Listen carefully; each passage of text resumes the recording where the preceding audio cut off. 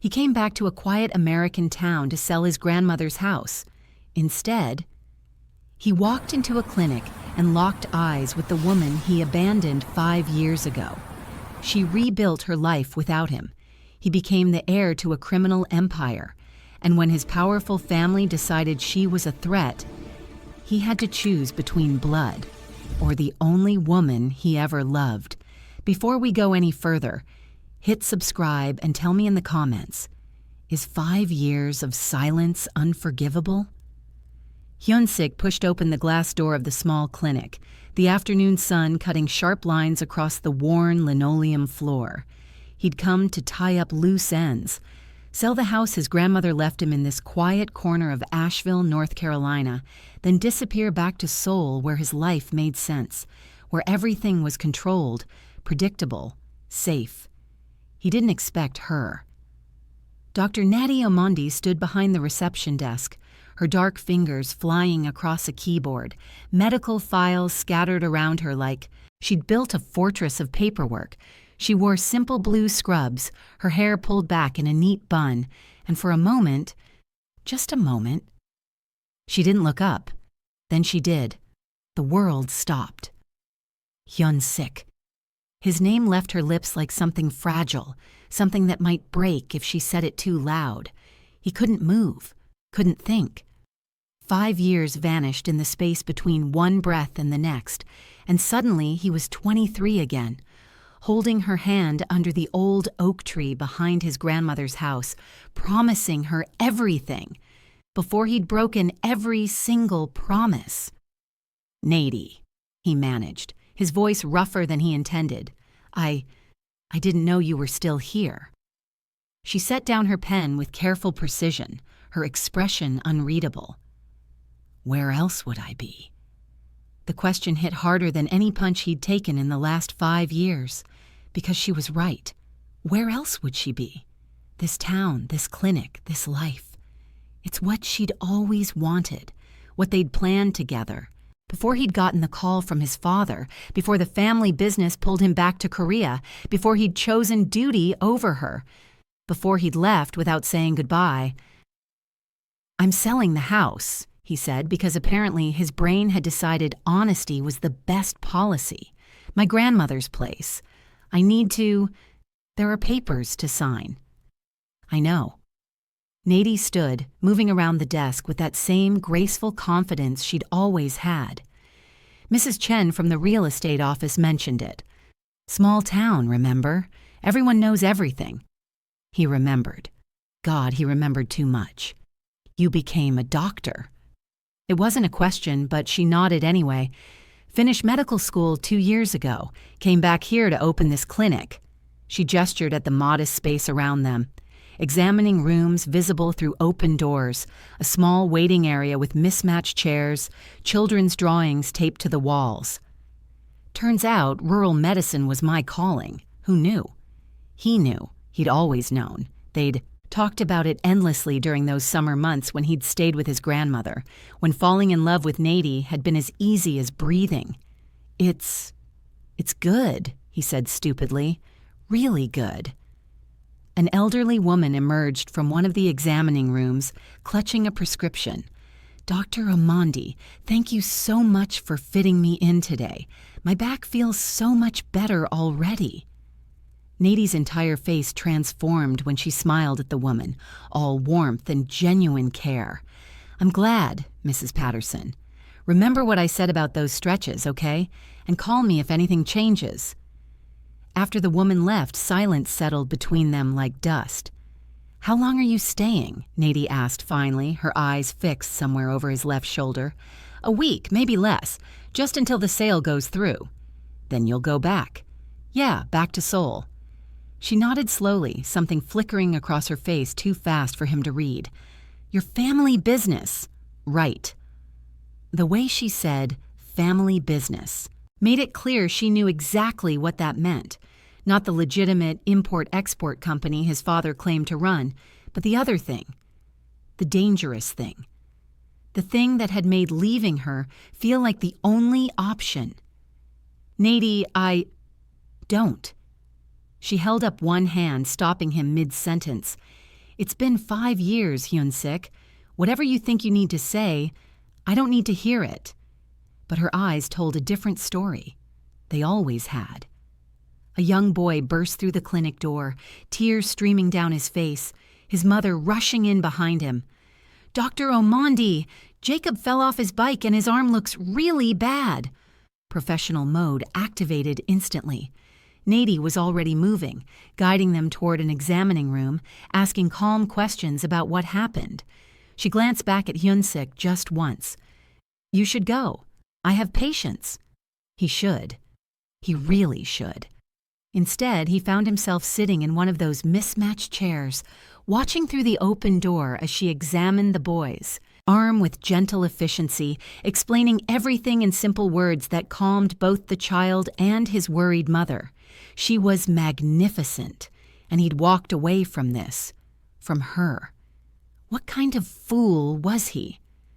An hour later, after the boy left with a splint and instructions to see an orthopedic specialist in Greenville, Natie finally acknowledged Hyun-sik's presence again.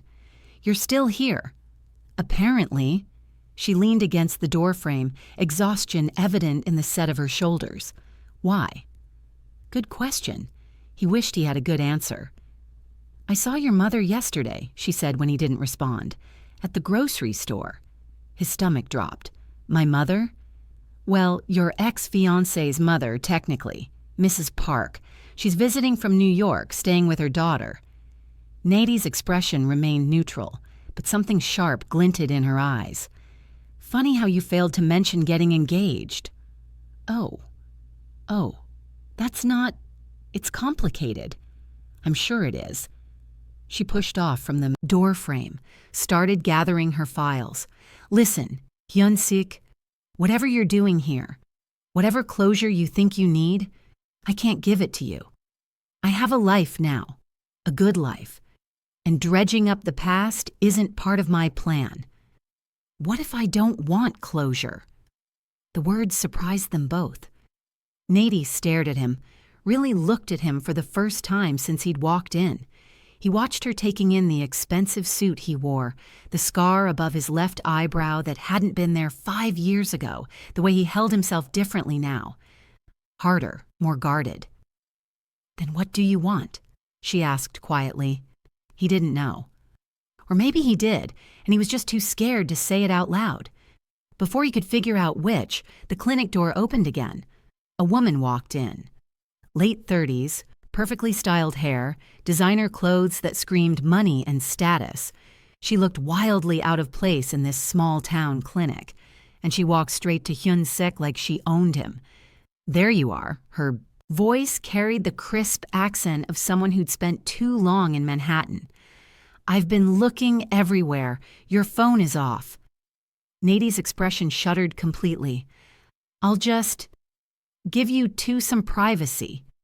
"No, wait," Hyun-sik started, but the other woman was already talking.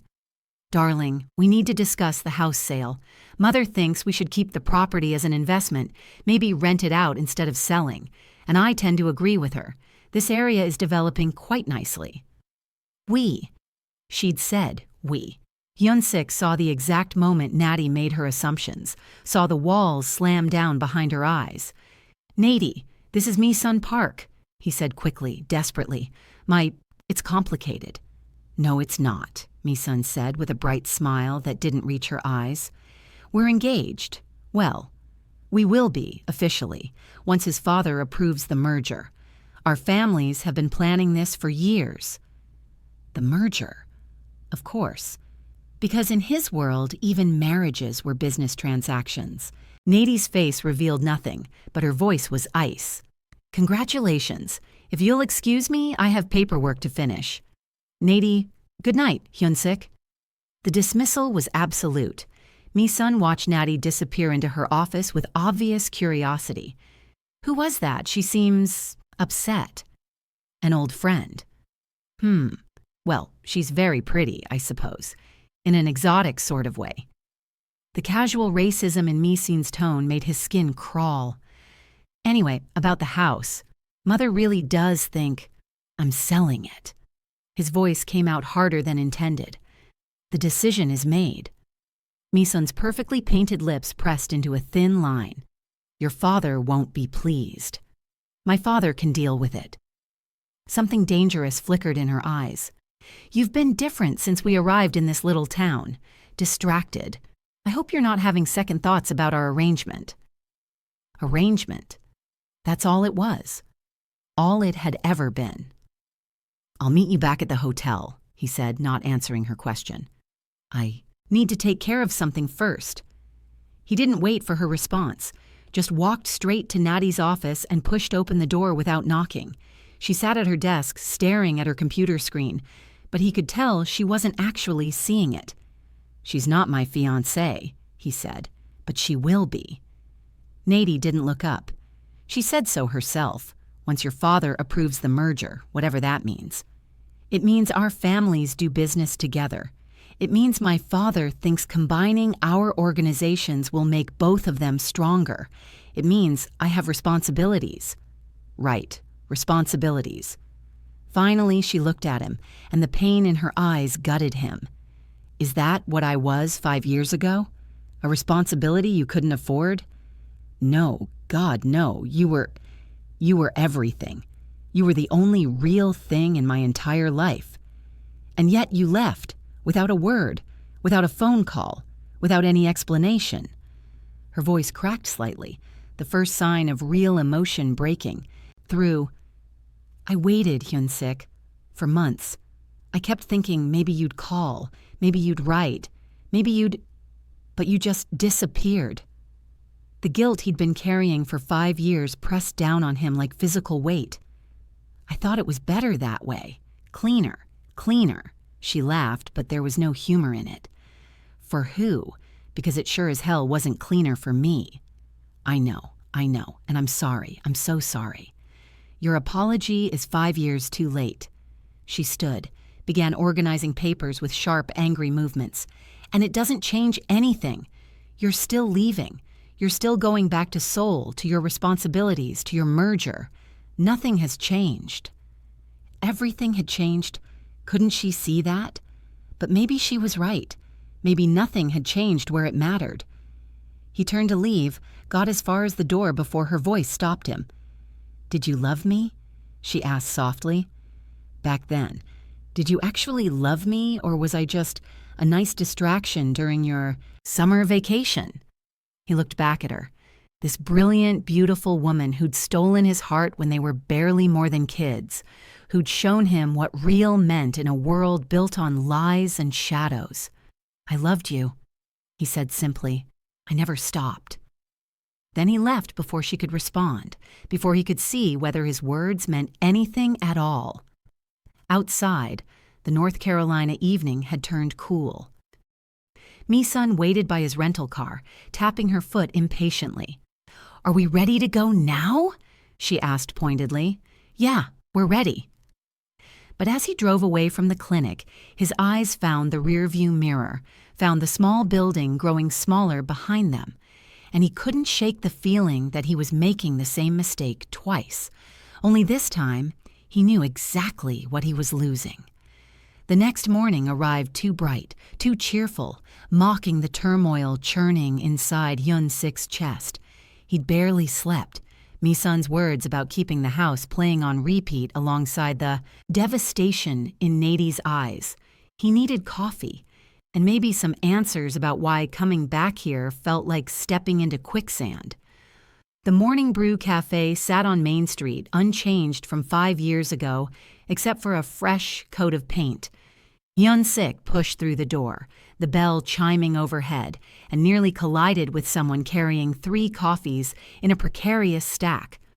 Watch it! The young woman juggled the cups expertly, shooting him an annoyed glare. Then her expression shifted to recognition. Wait, you're Hyun-sik, right? Mrs. Kim's grandson? He nodded warily. I'm Tendai Mutasa. I work at Dr. Amandi's clinic. She studied him with open curiosity, her Ugandan accent soft but distinct. She mentioned you might be around. Of course she had. How is she? He asked before he could stop himself. Tendai's eyes narrowed slightly. She's fine. She's always fine. She's also my best friend, so I'm required by law to be suspicious of you. Fair enough. Are you the reason she cried herself to sleep for 6 months straight 5 years ago? Direct. He appreciated that. Yeah, probably. Then I officially don't like you. But she smiled slightly when she said it. Want some advice anyway? Do I have a choice? Nope. Here it is. Whatever you're planning, whatever grand gesture you think will fix things, it won't. Natie's not the same girl you left behind. She's stronger now, more careful with her heart. So if you're just here to mess with her head before you disappear again, do everyone a favor and stay away. And if I'm not? Tendai considered this. Then you better be prepared to fight, because life didn't make things easy for her after you left, and she clawed her way to where she is now. She's not giving that up for anyone, not even for someone she used to love. Used to, past tense. The words stung more than they should. Got it, he managed. Good. Now, if you'll excuse me, I have to deliver these before they get cold. She paused at the door. Oh, and your fiancé? The one staying at the Riverside Hotel? She came by the clinic yesterday evening asking questions about Natie, trying to figure out who she was to you. Thought you should know. Then she was gone, leaving Hyun-sik standing in the cafe feeling like he'd just been politely eviscerated. He ordered his coffee and found a corner table, trying to process everything. Misan investigating Natie was problematic. Very problematic. His phone buzzed. 3 messages from his father's right-hand man, Cho, the ones he'd been ignoring since yesterday. Boss wants updates on the house sale. The Park family is asking questions. Call me. Urgent. He deleted them all. The cafe door opened again, and this time an older woman entered. Late 50s, elegant in that effortless way some women had. She spotted him immediately, her face lighting up with surprised recognition. Hyun-sik? Oh my goodness, it is you! She crossed the cafe in quick steps, her smile genuine and warm. I'm Yoon Seo, Dr. Amandi's mentor. I run the community health program she's part of. He stood automatically, shaking her offered hand. It's nice to meet you. I've heard so much about you. The way she said it made clear she knew the whole story. Natie's talked about her time with your grandmother often. You meant a lot to her. Meant. More past tense. She's done incredible work here, Yoon Seo continued, sliding into the seat across from him uninvited. The clinic serves 3 counties now. She's brought in funding, partnered with regional hospitals, created outreach programs for underserved communities, and she did it all herself. No family support, no connections, just pure determination and brilliance. The pride in her voice was unmistakable. No family support, he repeated, catching on that detail. Yoon Seo's expression grew somber. Her parents, they weren't happy about her staying in America, especially not in such a small town. They wanted her back in Burundi, wanted her to practice medicine there or marry someone they approved of. When she refused, well, let's just say they made their disappointment clear. She hasn't spoken to them in 3 years. The information hit him like a physical blow. Natie's family had been everything to her. The idea that she'd sacrifice that relationship to stay here, to build this life.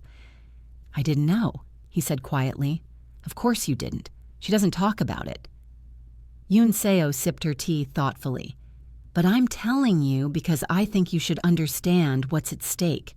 Natie built this life from nothing. She fought for every single piece of it. And now you're back, and I can see it in her eyes. All that old pain coming back up. I don't want to hurt her. Then don't. Simple words, complicated meaning. Yoon Seo stood to leave, then paused. There's a community fundraiser tonight at the rec center for the clinic. Natie will be there. Maybe you should be too. I don't think she wants to see me. Probably not. But sometimes what we want and what we need are 2 different things. She smiled kindly. Think about it. After she left, Hyun-sik sat alone with his coffee and his thoughts. His phone buzzed again. Misan this time. Mother insists we have dinner tonight. The restaurant by the river at 7. Of course she did. He was about to respond when another message came through, this one from a number he didn't recognize. This is Tendai, Natie's friend. That offer for advice? I changed my mind. Meet me at the park in 20 minutes. Come alone. Curious, he paid for his coffee and headed to the small park at the edge of town. Tendai sat on a bench near the playground, watching kids on the swings. You came, she said when he approached. You said come alone. Am I in danger? Only if you break her heart again. But she smiled slightly. Sit. We need to talk. He sat. Look, I was harsh earlier, Tendai began, her eyes still on the playground. But that's because I've seen what Natie went through. Not just when you left, but after. The isolation, the self-doubt, the way she questioned everything about herself. And then her family turned their backs on her, and I watched her almost break. Almost. But she didn't. She's strong. I know she is. Do you? Because strong people, they're often the loneliest. They're so busy being strong for everyone else that they forget they're allowed to need someone too. Tendai finally looked at him. Natie needs someone. She won't admit it. Probably won't even acknowledge it to herself. But she does. The question is, are you that someone? Or are you just here to remind her of what she lost? I don't know, he admitted. I came here to sell a house. That's it. But seeing her again, it's like the last 5 years just vanished. For you, maybe. But she lived those 5 years, every difficult day of them. So what do I do? Tendai stood, preparing to leave. You figure out what you really want, not what your family wants, not what's expected of you, not what's easiest, what you want. And then you decide if you're brave enough to fight for it. Because if you're not, if you're just going to leave again when things get hard, then please, please, just go now. Let her heal properly this time. She walked away, leaving him alone with playground sounds and impossible choices. That evening, Hyun-sik found himself standing outside the rec center, watching through the windows as the fundraiser unfolded inside. Lights twinkled from makeshift decorations, people mingled and laughed, and somewhere in that crowd was Natie. He should go back to the hotel, meet Misan and her mother for that dinner, do what was expected. Instead, he walked inside. The room buzzed with energy. Local businesses had donated items for a silent auction, tables groaned under potluck dishes, and a small band played bluegrass in the corner. It was charming and wholesome, and everything his life and soul wasn't. He spotted Natie immediately. She stood near a table of donated medical supplies, explaining something to an elderly couple with animated gestures, her entire face alive with passion for her work. She wore a simple green dress that brought out the warmth in her dark skin, her hair loose around her shoulders for once. She looked beautiful. And then she saw him. Her expression flickered. Surprise. Then something that might have been pleasure before she shut it down, rebuilding those walls he'd seen go up yesterday. He crossed the room slowly, giving her time to run if she wanted to. She didn't run. You came, she said when he reached her. Yoon-seo mentioned it. Thought I should support the clinic. Right. Support the clinic. She didn't sound convinced. Well, feel free to bid on auction items. We're trying to raise money for a new portable ultrasound machine. Awkward silence stretched between them while the party continued around them, oblivious to their tension. Natie, Dr. Amandi. A teenage girl rushed over, practically vibrating with excitement. I got into the pre-med program, the one you wrote me a recommendation for. I just found out today.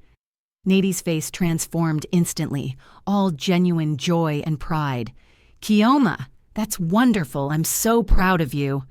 They hugged, and Hyun-sik watched the easy affection between them, the way Natie had clearly mentored this young woman, changed her life, probably. After Kioma bounced away to tell others her good news, Natie's smile faded slightly. "She wants to be a surgeon," she said quietly. "Smartest kid I've ever met. She's going to do amazing things. Because of you. Because of herself. I just helped show her the path. You're good at that. Helping people." She finally looked at him directly. "Is that what you need, Hyun-sik? Help? Because I'm not sure I can help you with whatever complicated situation you're in. I don't need help. I wanted to see you, talk to you, without interruptions or fiancés showing up." "About that. Is she really your fiancé?" "It's complicated." "You keep saying that. But complicated isn't an answer. It's an excuse." He wanted to argue, but she was right. "My family, they have expectations," he started carefully. "The business I'm in, it requires alliances, partnerships.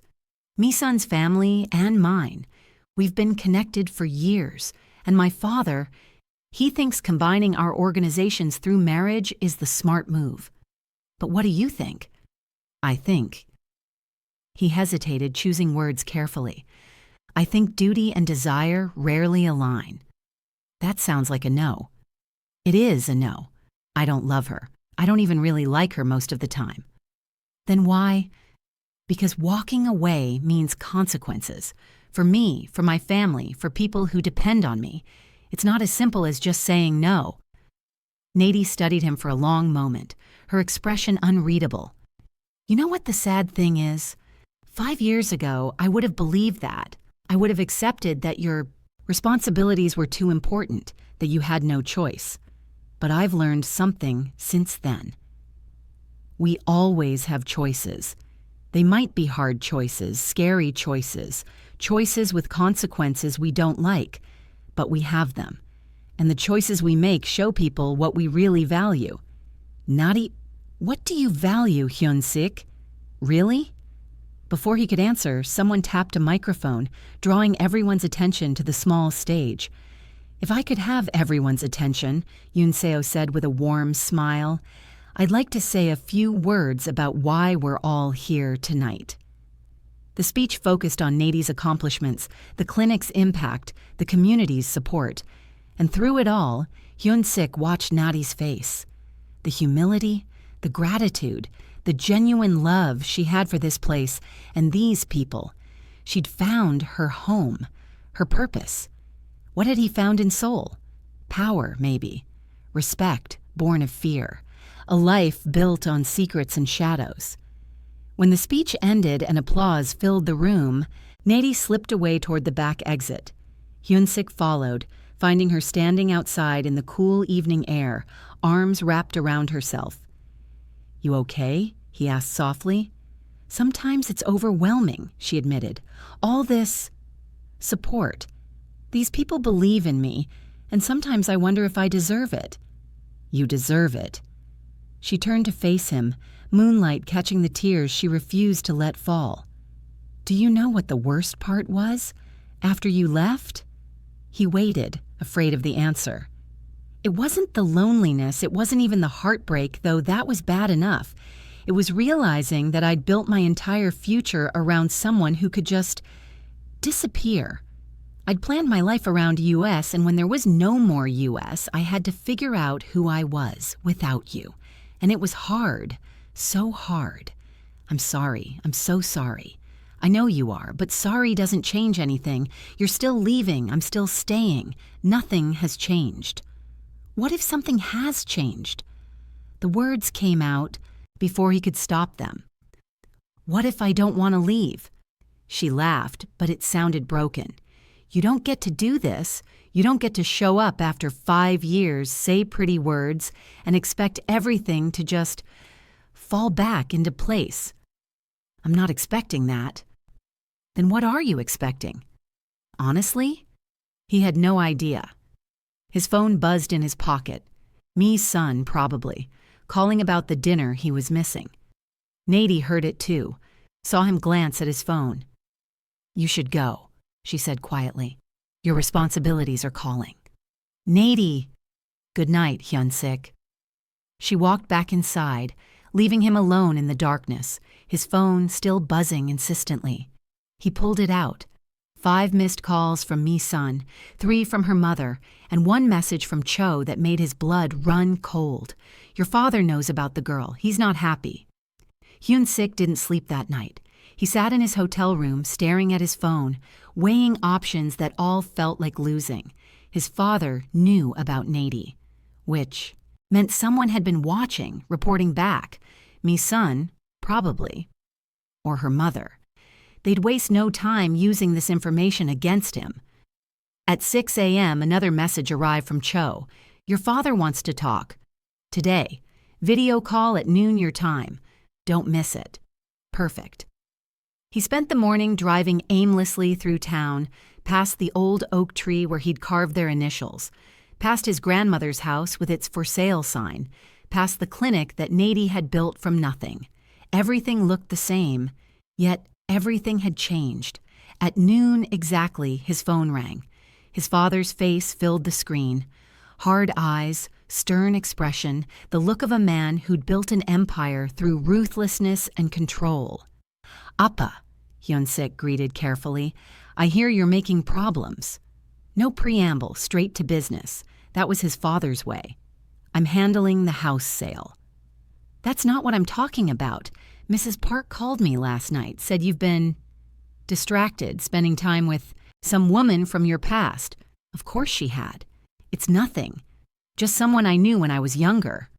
Nothing? His father's eyes narrowed. Then why does Mrs. Park seem to think this woman is a threat to the arrangement with Misan? Because Mrs. Park sees threats everywhere. Don't be flippant with me, boy. This marriage is important. The Park family controls shipping routes we need, connections we don't have. You will go through with this. Hyun-sik felt his jaw tighten. And if I don't want to? The silence that followed was deadly. You don't have that luxury, his father said finally, his voice cold.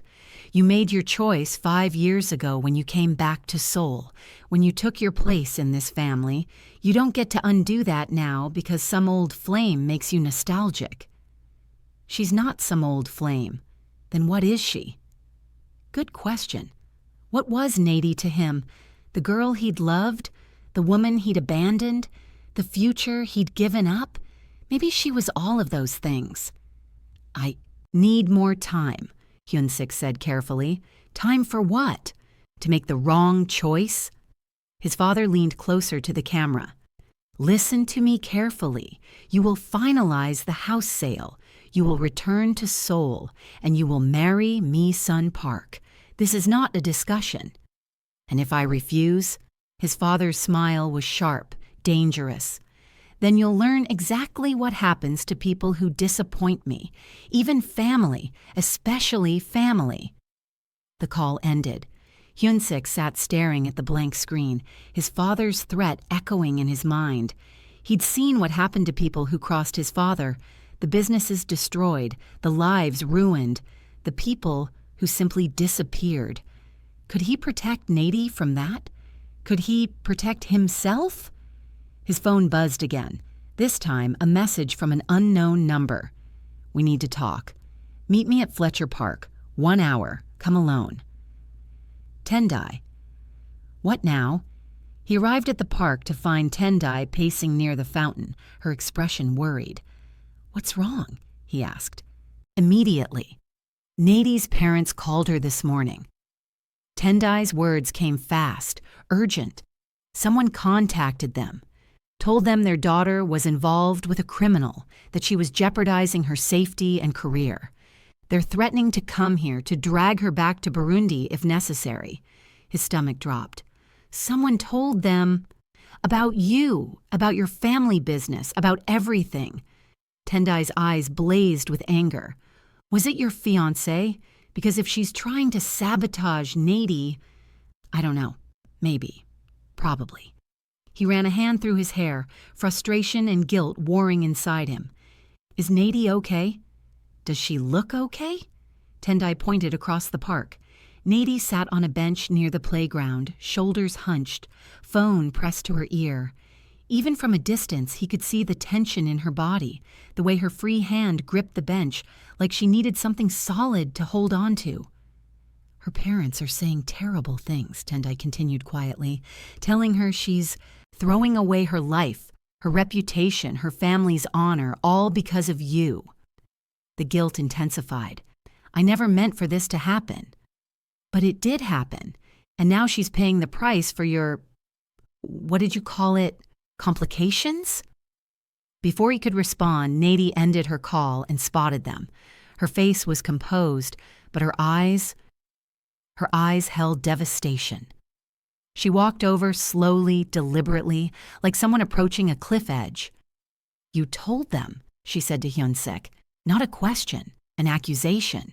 What? No, I would never. Then who did?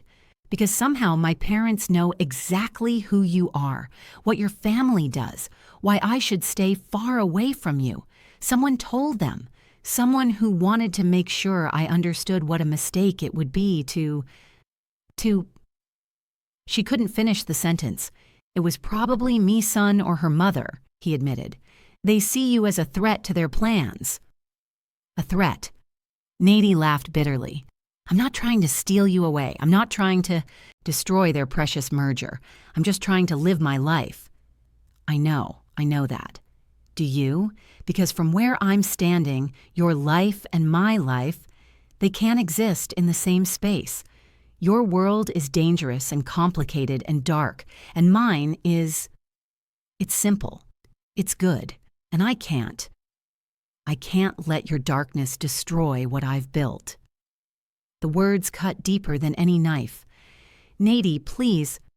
My parents gave me an ultimatum, she continued, her voice shaking slightly. End any involvement with you, or they'll disown me completely. No contact, no support, no family, just gone. Tendai gasped softly. They can't do that. They can. They will. Natie looked at Hyun-sik with eyes full of pain and something that looked like goodbye. So I'm ending this. Whatever this is, I'm done. You don't mean that. I do. I have to. Because I've already lost my family once by choosing this life over theirs. I can't lose everything I've built because of someone who's going to leave anyway. The truth of her words hit him like a physical blow, because she was right. He was going to leave. His father had made that clear. The expectations, the responsibilities, the threats.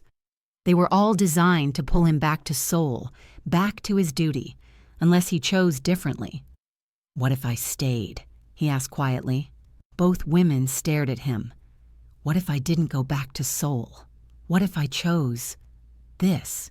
You? This life? Natie's expression shifted through several emotions.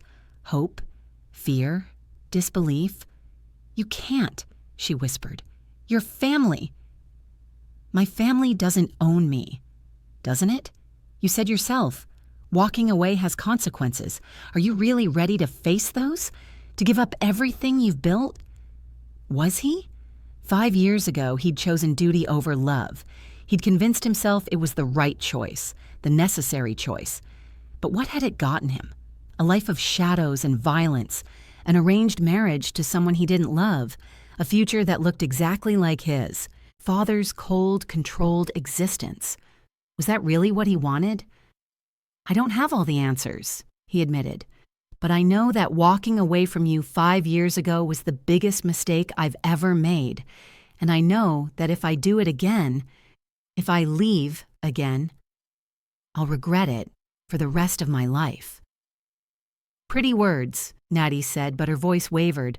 But words don't change reality. Your father threatened you. Your fiancé's family is threatening me through my parents. And even if we wanted to try, what would that look like? You hiding here in North Carolina while your family hunts you down? Me losing my clinic, my reputation, my life because of who you are? She was right. Of course she was right. But maybe... What if there was a way out? He said slowly, an idea forming. What if I could end my father's hold on me? Dissolve the engagement, make it so you'd be safe from any retaliation? Is that even possible? Tendai asked skeptically. I don't know, maybe. He pulled out his phone, scrolling through contacts until he found the one he needed. There's someone, an old friend who works in international law enforcement. He's been trying to get information on my father's organization for years. If I gave him what he needed, you'd be turning on your own family, Natie finished, horror evident in her voice. They're not family, not really. They're criminals who happen to share my blood. There's a difference. Hyun-sik, that's huge. That's dangerous. Your father would... I know what my father would do, but I also know I can't keep living this life, not if it means losing you again. Silence fell between them, heavy with possibility and fear. Finally, Natie spoke. I need time to think, to process all of this. You're talking about blowing up your entire life, and I can't be the reason you do that unless I'm sure we have a real chance. We do. I know we do. You don't know that. We're not the same people we were 5 years ago. We've changed, grown. Maybe we've grown too far apart. Or maybe we've grown into people who can actually make this work. She smiled sadly. Your optimism it's sweet. But I need more than optimism. I need proof that this isn't just nostalgia or guilt or some crisis-driven impulse because you're being forced into a marriage you don't want. Fair points, all of them. So what do we do? He asked. You figure out what you really want. Not in the abstract, not in theory. Really. What life you want to live. And I'll do the same. We'll give ourselves 3 days. Then we'll talk again, honestly. And we'll decide if there's actually a path forward or if we're just chasing ghosts. 3 days. 72 hours to figure out the rest of his life. Okay, he agreed. 3 days. Natie nodded, then turned to leave, but she paused, looked back at him with something soft in her eyes. For what it's worth, I'm glad you came back. Even if it's complicated, even if it hurts, I'm glad I got to see you again, got to see the man you've become. Then she was gone, Tendai trailing behind her with one last warning look at Hyun-sik. He stood alone in the park, phone in hand, staring at the contact information for Agent Park. No relation to Misan's family, thankfully. A man who'd offered him a way out years ago, a chance to turn state's evidence and bring down his father's organization. Hyun-sik had refused then, too scared of the consequences, too bound by duty. But maybe it was time to be brave. He pressed call. The next 3 days felt like living in slow motion and fast forward simultaneously. Hyun-sik met with Agent Park twice. First in a coffee shop 2 towns over, then in a secure location that reminded him uncomfortably of interrogation rooms in bad movies. You understand what you're offering? Agent Park asked, his recorder sitting between them on the table. Full cooperation, financial records, shipping manifests, names of contacts in both Korea and the States. Everything. I understand. And you know the risks. Your father, he's not someone who forgives betrayal. You'll need protection. Witness protection, probably. A new identity, new life. Everything changes. That's what Hyun-sik was counting on. What about people connected to me? He asked. Can you guarantee their safety? Depends on who they are and how close the connection. There's a woman, Dr. Natie Omondi. She runs a clinic in Asheville. My father knows about her, and if I do this, if I testify, he might try to hurt her to get to me. Agent Park made a note. We can provide protection, surveillance, maybe relocation if necessary. But you need to understand, this isn't a quick process. Building a case against your father could take months. You'd be in limbo that entire time. Months. Could he ask Natie to wait months? To put her life on hold while he dismantled his father's empire? I need to think about it, Hyun-sik said finally. Don't think too long. My offer has an expiration date, and from what I hear, your wedding date is approaching fast. Right. The wedding. Yun-sik left the meeting feeling like he'd swallowed stones. This was the path forward, the only path that would truly free him. But it required sacrifice, danger, time. Would it be enough for Natie? Day 2 brought an unexpected visitor to his hotel. He opened the door to find Yoon Seo standing there, holding a covered dish. "May I come in?" she asked politely. He stepped aside, curious. "I brought you some kimchi jjigae," she said, setting the dish on the small table. "Figured you might be missing home cooking." The gesture surprised him. "Thank you, but I suspect you didn't come just to bring me food." Smart boy. She sat down, gestured for him to do the same. "I came to tell you a story about a young woman who came to this country with nothing but a medical degree and a dream, who faced racism, isolation, and constant doubt from people who didn't believe she belonged here, who almost gave up a dozen times but didn't because she'd found something worth fighting for." "Natie," he said quietly. "Natie. And do you know what that thing was? What kept her going?" He shook his head. "You. Or rather, the memory of you. The summers you spent together, the plans you made, the future you promised. Even after you left, even when she was angry and hurt, that memory kept her grounded, reminded her what love could look like, what it felt like to be seen by someone." The guilt was crushing. "I'm not telling you this to make you feel bad," Yoon Seo continued gently. "I'm telling you because you need to understand what you mean to her. You're not just some old boyfriend. You're woven into her story, into who she became." "Then why is she pushing me away?" "Because she's scared. Terrified, actually. She built a life from ashes, and now you're back, and everything feels unstable again. She's afraid that if she lets you back in, you'll destroy her all over again." "I won't." "Can you promise that? Really promise it? Because from where I'm sitting, you're still caught between two worlds, your father's expectations and your own desires. And until you choose, really choose, you're a risk she can't afford." The words echoed Natie's own concerns. "I'm working on it," he said. "I'm trying to find a way to make this work." Yoon Seo studied him carefully. "Are you?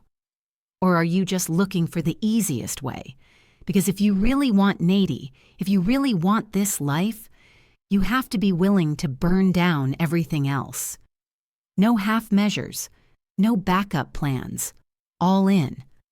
That's asking a lot. Love does ask a lot. The question is she worth it?" After Yoon Seo left, Hyun-sik sat alone with his cooling stew and his tangled thoughts. All in. No backup plans. Complete commitment. Could he do that? Day 3 arrived with a complication. Misan appeared at his hotel room door at 8 a.m., perfectly styled as always, her smile sharp as glass. "We need to talk," she announced, pushing past him into the room. "Make yourself at home," he muttered, closing the door. "I'm calling off the engagement," she said without preamble. He blinked. "What? You heard me. I'm done. This whole arrangement was my parents' idea anyway, not mine. And watching you pine after that clinic doctor for the past few days, it's pathetic. I deserve better than someone who's in love with someone else." Relief flooded through him. "Misan, Don't thank me yet. There are conditions." She sat on his bed like she owned it. "First, you announced that the decision to end the engagement was mutual. I won't be seen as the rejected party. Second, you convince your father that this is best for both families. I don't need him making problems for my parents' business out of spite." Done. What else? That's it, actually. I'm not as cruel as you probably think I am. She studied her perfectly manicured nails. For what it's worth. She seems nice. Your doctor. Very genuine. Not your father's type at all, which probably means she's exactly your type. He didn't know what to say to that. Misan stood to leave, paused at the door. "Fair warning. My mother won't accept this easily. She's already called your father twice this morning, probably trying to figure out how to force you back in line. So whatever you're planning with your clinic doctor, you better do it fast." After she left, Yunsik immediately called his father. The conversation went about as well as expected. "You're making a mistake," his father thundered. "The Park family doesn't want this marriage either. Misan called it off herself because you've been carrying on with that woman. Do you think I'm stupid? I know what you're doing, and I'm telling you right now, it ends today. You end whatever this is, you repair things with the Parks, and you come home." "No." Silence. Then dangerously quiet. "What did you say?" I said, "No, I'm not coming back to Seoul. I'm not fixing things with the Parks. I'm done living the life you planned for me." "You ungrateful—" "I'm also cooperating with the FBI." The words came out steady, certain. "I've given them everything. Financial records, contact names, shipping routes, everything they need to dismantle your organization." The silence that followed was absolute. When his father finally spoke, his voice was ice. "You're a dead man. You understand that? You've signed your own death warrant." "Maybe, but at least I'll die free." He hung up. His hands shook slightly as he set down the phone. He'd done it. Actually done it. Burned every bridge, severed every tie to his father's world. No going back now. He drove to the clinic, his heart hammering. Natie stood outside talking to an elderly patient, helping them to their car. She looked up as he parked, her expression wary. "We said 3 days," she called out. "It's only been—" "I know, but I couldn't wait." He crossed. To her, stopping a respectful distance away, "I called off the engagement, turned in my father to the FBI, burned down my entire life in Seoul. I'm all in, Natie. No backup plans, no escape routes. Just you, if you'll have me." She stared at him, shock evident on her face. "You... what?" "I chose you. I chose this. Whatever life we can build together, that's what I want." "Hyun-sik, that's insane. You just destroyed your relationship with your family." "They were never really family. Not the way that matters. But you'll need witness protection, a new identity. You'll have to hide probably for years." "I know." "And you're okay with that? With giving up everything?" He stepped closer, close enough to see the tears gathering in her eyes. "I already gave up everything that mattered 5 years ago. I'm not making that mistake again." "This is crazy." "Maybe, probably, but still, it's what I want, what I need. You're what I need." Natie's composure cracked, tears finally spilling over. "I'm so scared. What if we try this and it doesn't work? What if you end up resenting me for everything you gave up? Then we'll deal with it, together." He reached out slowly, giving her time to pull away. When she didn't, he took her hand, the first real contact they'd had since he'd returned. "I'm not promising it'll be easy. It'll probably be really hard. But I'm promising I won't leave. I won't disappear. I'll be here, fighting for us, every single day." "You're an idiot," she said through her tears. "Yeah, probably. A beautiful idiot. I'll take it." She laughed, watery and broken and real. Then she pulled him closer, wrapping her arms around him in a hug that felt like coming home. 3 months, she whispered against his chest. "Give me 3 months to see if this is real, to make sure we're not just chasing ghosts." 3 months. I can do 3 months. She pulled back slightly, looking up at him with those beautiful eyes he'd never forgotten. "And if it works, if we make it 3 months, then we figure out the rest. Together. Together," she repeated softly.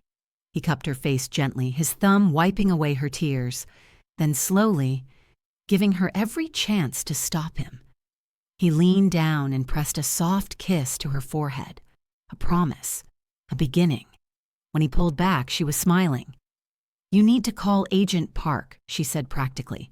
figure out the protection details, and I need to tell Tendai she can stop threatening to murder you. She threatened to murder me? Several times. Very creatively. Good. I'd expect nothing less from your best friend. They stood there in the clinic parking lot, hands intertwined, facing an uncertain future that somehow felt less scary because they were facing it together. Hyun-sik's phone buzzed. Agent Park, probably. Reality calling. But for just this moment, he ignored it. For just this moment, he let himself exist in the space between what was and what could be, with the woman he loved in the town he'd never forgotten, building something new from the ashes of everything he'd left behind. I love you, he said quietly. I never stopped. Not for a single day.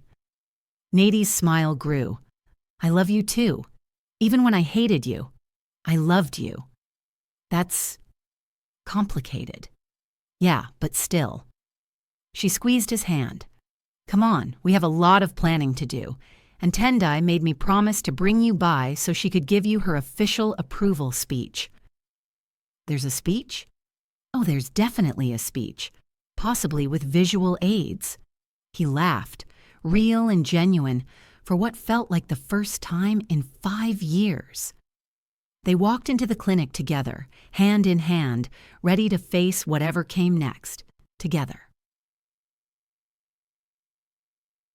So that's the whole story, everyone. If you made it this far, thank you so much for watching. And hey, drop a comment below telling me which part got you the most emotional because I'm curious what you all thought. Don't forget to hit that subscribe button and turn on notifications so you don't miss the next story. And yeah, I'll see you in the next one.